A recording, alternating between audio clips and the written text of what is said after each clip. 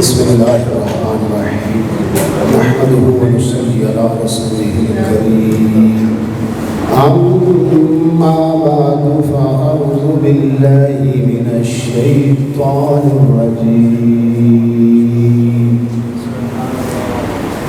بسم الله الرحمن الرحيم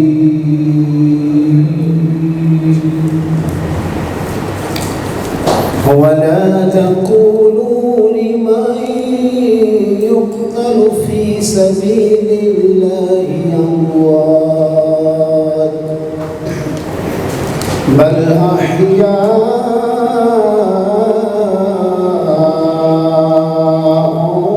ولكن لا تشعرون. صدق الله العلي العظيم وصدق رسوله النبي الكريم. مولاي صل وسلم دائما ابدا على حبيبك خير خلق كلهم. حمد و ثنا کے بعد انتہائی مبارکباد کے مستحق برادر محترم حاجی شاہد قاضی صاحب نورانی مجددی، جو ہر سال کی طرح اس سال پھر اللہ قدوس کی دی ہوئی توفیق سے سالانہ شہداء کربلا علیہم السلام کانفرنس انعقاد پذیر فرما رہے ہیں، اور ان کے والدین مرحومین کے احسان ثواب کے لیے یہ محفل ہے۔ میرے دائیں جانب ایک اسلامی اسکالر جنہیں آپ جانتے ہیں، میری مراد صاحبزادہ والا شان علامہ سید شان شاہ صاحب تشریف فرما ہے، میرے ساتھ صاحبزادہ ابراہیم صابری صاحب تشریف فرما ہے، اور بڑے بڑے مبارک لوگ بیٹھے ہیں، وقت کا دامن تنگ ہے۔ حاجی خالد صاحب ہیں، آج مجھے حاجی عبدالحمید صاحب بھی یاد آ رہے ہیں، وہ اکثر زور کا نعرہ لگایا کرتے تھے۔ اور ہمارے علامہ صاحب جو آج کی محفل کے میزبان ہیں، بہت شکریہ، آپ نے بڑے خلوص کے ساتھ، بڑی محبت کے ساتھ اس گلدستے کو مرتب فرمایا ہے۔ دعا ہے اللہ قدوس ہمیشہ ہمیں اس طرح کے گلستان سجانے کی توفیق عطا فرمائے۔ برادران مکرم، یقیناً نعت خوانی ایک بہت اچھا منصب ہے، عبادت ہے، لیکن تھوڑا سا فرق یہ ہے کہ نعت جو ہے وہ اکثر پڑھی جاتی ہے جو انسانی کلام ہوتا ہے۔ جب خطاب کی باری آتی ہے تو اس میں اللہ قدوس کا کلام پڑھا جاتا ہے، نبی علیہ السلام کا فرمان پڑھا جاتا ہے، اور یقیناً نعت پڑھنا اور سننا بہت بڑی عبادت ہے۔ اور میں سمجھتا ہوں اگر آپ نے دل سے نعت سن لی ہے تو پھر آپ کا دل یقیناً انتظار کر رہا ہے کہ اب اس کے اوپر اللہ قدوس کے قرآن کی تجلیات کو برسایا جائے، نبی علیہ السلام کے فرمان کی انوار و تجلیات کو برسایا جائے، تاکہ غفلت کی وجہ سے، گناہوں کی وجہ سے جو دل ظلمت قدا ہو چکا ہے، سیاہ ہو چکا ہے، وہ اللہ قدوس کے کرم سے نورانی ہو جائے، چمکدار ہو جائے۔ اللہ قدوس جو وحدہ لا شریک ہے، جو لا یحتاج ہے، نہ انبیاء کا محتاج، نہ رسولوں کا محتاج، نہ اصحاب کا، نہ اہل بیت کا، نہ اغواس کا، نہ اقطاب کا، نہ اوتاد کا، نہ نجابا کا، نہ نقبا کا، الغرض مخلوق میں سے کسی کا بھی محتاج نہیں ہے۔ اس کے باوجود رب ہو کر اس نے قرآن مجید میں یہ فرما دیا وَلَا تَقُولُوا لِمَن يُقْتَلْ، اور مت کہو ان کو مردہ جو مارے گئے اللہ کی راہ میں۔ حیرت کی بات ہے، خود ہی فرماتا ہے وہ مارے گئے ہیں، ان کو موت آئی ہے، کیونکہ موت سے پاک فقط اللہ کی ذات ہے، حی لا یموت اللہ کی ذات ہے۔ اگر انبیاء بھی ہوں، اللہ قدوس نے ان کو ان کی شان کے مطابق اس مرحلے میں سے گزارا ہے، اگر اللہ نے چاہا تو کسی موقع پر اس کی وضاحت کی جائے گی۔ فرمایا اور ان کو مردہ مت کہو جو مارے گئے اللہ کی راہ میں، شرط یہ ہے کہ فی سبیل اللہ، بل احیاء، بلکہ وہ زندہ ہے۔ لیکن پہلے بھی بات بڑی پیاری ہے، اور مت کہو ان کو مردہ جو مارے گئے اللہ کی راہ میں، بلکہ وہ زندہ ہیں، لیکن تمہیں ان کی زندگی کا شعور نہیں، وَلَٰكِن لَا تَشْعُرُونَ۔ یعنی اللہ کریم نے مخلوق کو فرمایا، انسانوں کو فرمایا کہ میرے علم میں، میرے کرم سے وہ زندہ ہے، تمہیں ان کی زندگی کی خبر نہیں ہے۔ صاحب تفسیر مظہری علامہ قاضی ثناء اللہ پانی پتی رحمہ اللہ نے اس کے تحت بڑے کمال کے الفاظ لکھے۔ وہ الفاظ اگر آپ نے دل سے سن لیے، ان کو پلے باندھ لیا، تو آپ کا ایمان مزید مکمل و اکمل ہو جائے گا۔ فرماتے ہیں ان اللہ تعالیٰ یعطی لارواحہم قوۃ الاجساد، بے شک اللہ تعالیٰ ان شہیدوں کی روحوں کو جسم جیسی طاقت عطا فرماتا ہے. فیذهبون من الارض والسماء والجنہ حیث یشاءون، جب یہ شہید چاہتے ہیں زمین کی سیر کرتے ہیں، جب چاہتے ہیں آسمان کی سیر کرتے ہیں، جب چاہتے ہیں جنت میں چلے جاتے ہیں. اور توجہ چاہوں گا وَيَنْصُرُونَ أَوْلِيَاءَهُمْ وَيُدَمِّرُونَ أَعْدَاءَهُمْ انشاءاللہ تعالی. کہا ان کو اللہ نے یہ طاقت بھی عطا فرمائی ہے، کن کو؟ شہیدوں کو، کہ اپنے دوستوں کی شہادت کے بعد مدد بھی کرتے ہیں، دشمنوں کی مذمت اور مرمت بھی کرتے ہیں جب اللہ کریم چاہتا ہے. اور میں نے کہا یہ شہید ہے جس کی اتنی شان ہے کہ نگاہوں کے سامنے جسم کہیں ہے، سر کہیں ہے، دھڑ کہیں ہے، سینکڑوں جسم کے ٹکڑے ہو چکے ہیں، عقل نہیں مانتی کہ وہ زندہ ہے. لیکن اقبال نے کہا عقل کو تنقید سے فرصت نہیں، عشق پر اعمال کی بنیاد رکھ. اللہ نے شروع میں کہہ دیا یؤمنون بالغیب، تجھے غیب پہ ایمان رکھنا پڑے گا، اللہ کو ماننا پڑے گا بن دیکھے، انبیاء کو ماننا پڑے گا بن دیکھے، کتابوں کو نازل ہوتے دیکھا تو نہیں ہے پر ان پر ایمان رکھنا پڑے گا، فرشتوں کو دیکھا نہیں ہے ان پر ایمان رکھنا پڑے گا، جنت کو دیکھا نہیں، دوزخ کو دیکھا نہیں پر ایمان رکھنا پڑے گا. حتیٰ کہ نبی علیہ السلام کو صحابہ نے دیکھا، اہل بیت اطہار نے دیکھا، ان کا ایمان شہودی ہے، ہمارا غیب ہے. میں تجھے ان پر ایمان رکھنا پڑے گا، تجھے یوم آخرت پر ایمان رکھنا پڑے گا. تو ایمان رکھے گا تو اللہ تجھے مومنین میں شمار فرمائے گا. برادران مکرم، میرے مطالعے کے مطابق سب سے پہلا نمازی جواب دیجئے گا کون ہے؟ مولا علی. آپ نے کیا کہنا ہے؟ آپ سب نے کیا کہنا ہے؟ مولا. سب سے پہلا نمازی کون ہے؟ اور مجھے لگتا ہے کہ یہ بات آپ نے پہلی سنی نہیں ہوگی اور آپ کو سن کر خوشی ہوگی کہ کربلا کا پہلا نمازی بھی کون ہے؟ مولا علی.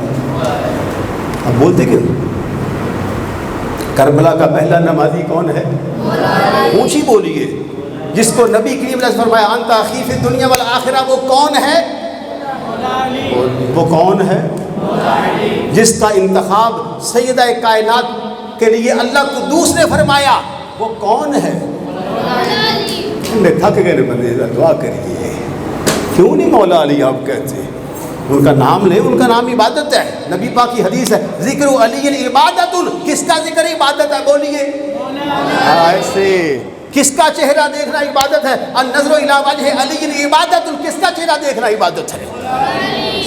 اور آپ کو پتہ ہونا چاہیے کہ جس کی خاطر نبی علیہ السلام نے سورج غروب ہو چکا تھا دوبارہ پھیر کر پھر پلٹایا ہے، وہ کون ہے؟ جنگ صفین کا موقع ہے. امام الاولیاء جناب حضرت شیر خدا علی مرزا علیہ السلام کی ذات مبارکہ جنگ صفین کے موقع پر کربلا میں آئی. وقت کیا تھا؟ نماز فجر کا. آپ نے نماز فجر ادا فرمائی. نماز سے فارغ ہونے کے بعد کربلا کی مٹی کو اٹھایا. صدقے جاؤں علی تیری شان پر، تیری نگاہ ناز پر، تیری بصیرت پر. توجہ چاہوں گا میرے الفاظ کو ضائع نہ کرنا. الفاظ اگرچہ اس ناچیز کے ہیں پر ذکر شیر خدا کا ہے. ذکر کس کا ہے؟ شیر خدا کا ہے. آپ نے مٹی کو پکڑا، سونگا،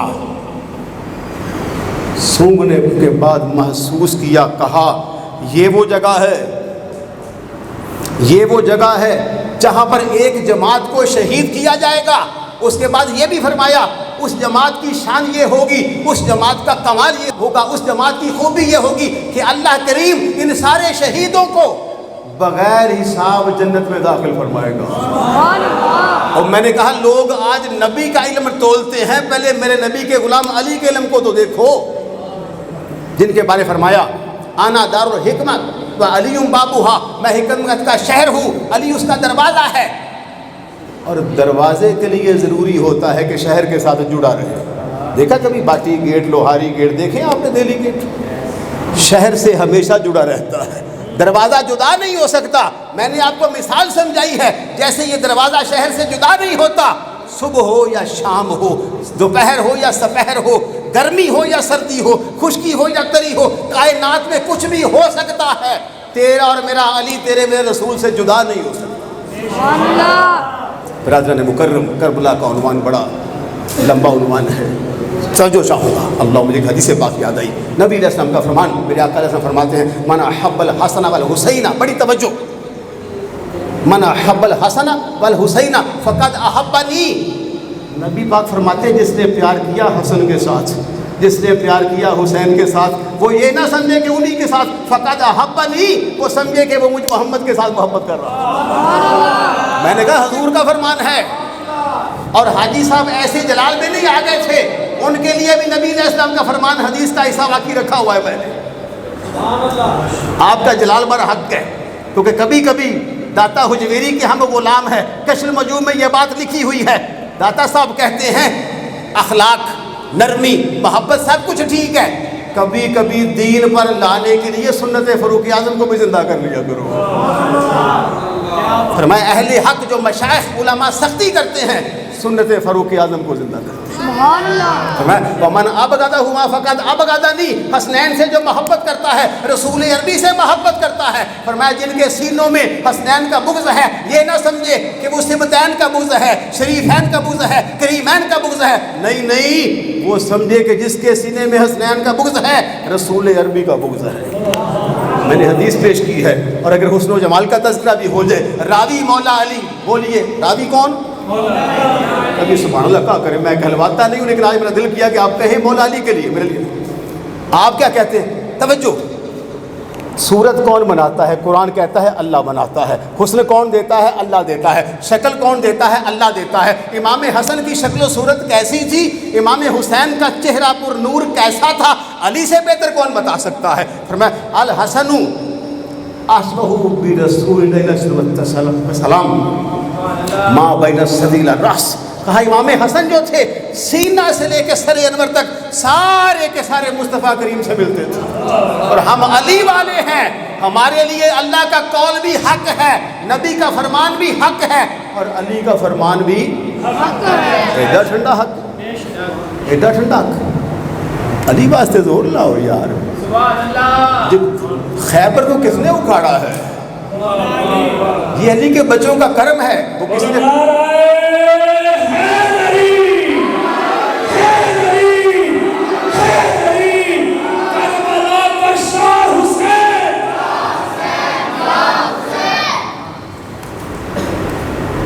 مقصد یہ ہے کہ حضرت علی نے فرمایا والحسین، آئے ہائے ہائے ہائے ہائے مدد ہی سولک بن نبی علیہ السلام ما کان اسفل من ذالک، آئے ہائے ہائے ہائے، مجھے مزہ آ گیا۔ ترجمہ کیا بنا؟ مولا علی پاک فرماتے ہیں جب حسن کریم کو کھڑا کرو، ساتھ حسین کریم کو کھڑا کرو، جو دیکھنا چاہے رخ رسول کو، ذمہ داری سے حاجی صاحب، جو دیکھنا چاہے رخ رسول کو، جو دیکھنا چاہے جمال مصطفیٰ کو، وہ دیکھے امام حسن کے چہرے کو۔ یہ علی پاک بتا رہے ہیں، میں تو ترجمہ کر رہا ہوں، میں تو مترجم ہوں۔ کہا جو حسن مصطفیٰ کو دیکھنا چاہے، چہرہ مصطفیٰ کو دیکھنا چاہے، بلکہ جمال خدا کو دیکھنا چاہے، وہ دیکھے امام حسن کے چہرے کو، اور جو یہ چاہے سینہ مبارک سے نیچے نبی علیہ السلام کا جسم مبارک، پنڈلیاں کیسی تھی، قدمین کیسے تھے، تلوے کیسے تھے، وہ دیکھے امام حسین علیہ السلام کی جانب، ان کو سارے کا سارا سراپا نبی کریم کا جلوہ نظر آ جائے۔ اور میں اختصار کرتے ہوئے، کربلا کا میدان ہے، بڑی توجہ، کربلا کا میدان ہے،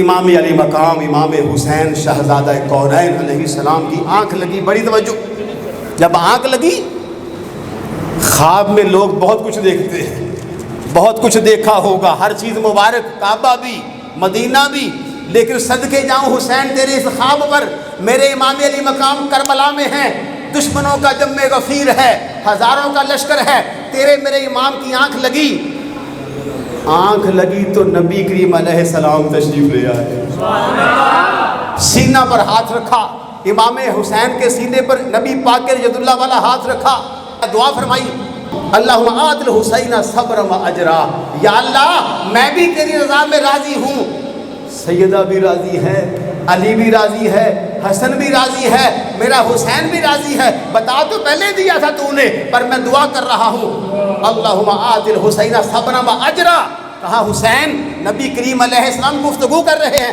کہا حسین میں یہ بھی جانتا ہوں کہ کل تم روزے سے جام شہادت نوش کر جاؤ گے اور افطاری محمد عربی کے قریب آ کے کرو گے۔ اور میں نے کہا لاؤ کوئی ایسا شہید۔ ایک نقطہ، تقریر مکمل ہو گئی۔ اللہ قدوس قرآن میں فرماتا ہے وَمَا خَلَقْتُ الْجِنَّ وَالْإِنسَ إِلَّا لِيَعْبُدُونَ، اور میں نے، بڑی توجہ سے ایک نقطہ عرض کر رہا ہوں، بات پوری ہو گئی، اور انسانوں کو پیدا کیا ہے عبادت کے لیے۔ بڑی توجہ کی بات ہے، عبادت کے لیے دو چیزیں لازمی ہیں، ورنہ عبادت نہیں بنتی، وہ بدعت بن جائے گی، وہ مکروہات میں چلی جائے گی۔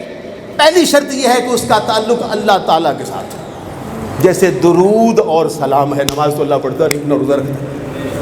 عبادت کے لیے شرط یہ ہے اس کا تعلق یا تو اللہ تعالیٰ سے ہو، دوسری شرط ہے کہ اس کا تعلق نبی مکرم علیہ السلام کے ساتھ، ورنہ عبادت نہیں بن سکتی۔ جیسے درود و سلام کی مثال دی، نماز، روزہ، حج، دیگر اعمال صالحہ، جو بھی نیکی آپ کے ذہن میں آئے، آپ جب اس پر غور فرمائیں گے آپ کو پتہ چلے گا کہ اس نیکی میں سب سے اعلیٰ مقام پر جو ذات فائز ہے نبی کریم علیہ السلام کی ذات ہے۔ اب یہ بتائیے کہ شہادت عبادت کیسے بنے گی؟ اللہ شہید ہونے سے پاک، اگرچہ اس کا نام شہید ہے 99 ناموں میں، پر وہ شہید ہونے سے پاک ہے، اور نبی کریم علیہ السلام کو بھی اللہ نے شہادت سے محفوظ رکھا۔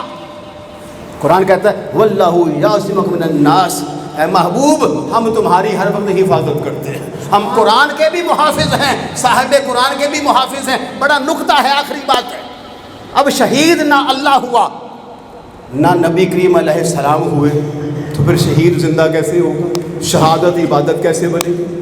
کیونکہ شہادت کو عبادت بنانے کے لیے مجھے کہنے کی اجازت دیجیے، اللہ قدوس نے انتخاب فرمایا امام حسن کا اور امام حسین کا، جن دونوں کو کھڑا کیا جائے تو رخ رسول دکھائی دیتا ہے، قدمین مصطفیٰ دکھائی دیتے ہیں۔ فرمایا حسن زہر پی کے شہید ہوا، اسے شہادت سری کہتے ہیں، حسین سر عام شہید ہوا، اسے شہادت جہری کہتے ہیں۔ اب گویا کہ امام حسن کی شہادت ہو، امام حسین کی شہادت ہو، یہ دونوں کی شہادت مصطفیٰ کریم کی شہادت ہے۔ میں نے ایک نقطہ سمجھایا ہے کہ اگر امام حسین شہید نہ ہوتے شہادت عبادت نہ بنتی۔ صدقے جاؤں امام علی مقام تیری اس قربانی پر، تو نے قیامت تک یہ بتا دیا، اور اقبال نے بھی یہ کہہ دیا کہ شہادت ہے مطلوب مقصود مومن، نہ مال غنیمت نہ کشور کشائی۔ امام حسن کا بہت بڑا احسان ہے کہ انہوں نے شہید ہونے کے بعد شہادت کو عبادت بنا دیا، اور حسین وہ شان والے بزرگ، وہ شان والی ہستی کا نام ہے۔ بدبخت ایسے بھی پیدا ہوئے جنہوں نے معاذ اللہ کا کہا کہ نبی تو مر کے مٹی میں مل چکا ہے، کوئی صحابہ کی حیات کا منکر، کوئی کسی کی حیات کا منکر، اور میں نے کہا حسین تیری عظمت میں واری جاؤں، کوئی دنیا کا بد عقیدہ تیری زندگی کا انکار نہیں کر سکتا، کیونکہ تجھے اللہ نے شہادت کی موت عطا فرمائی۔ وقت نہیں ہے،